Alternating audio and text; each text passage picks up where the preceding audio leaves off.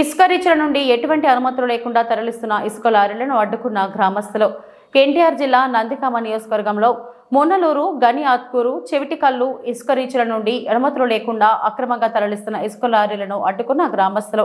సమాచారం తెలుసుకున్న కంచుకర్ల పోలీసులు సంఘటనా స్థలాలకు చేరుకొని అనుమతులు లేకుండా అక్రమంగా తరలిస్తున్న ఇసుక లారీలను స్వాధీనపరుచుకుని స్టేషన్కు తరలించారు.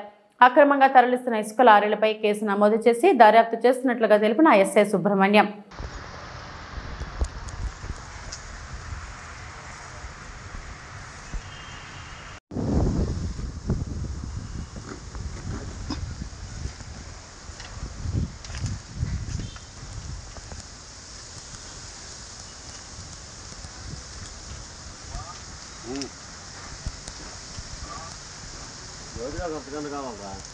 హలో, రోజులో 10 గంటలు కావాలరా?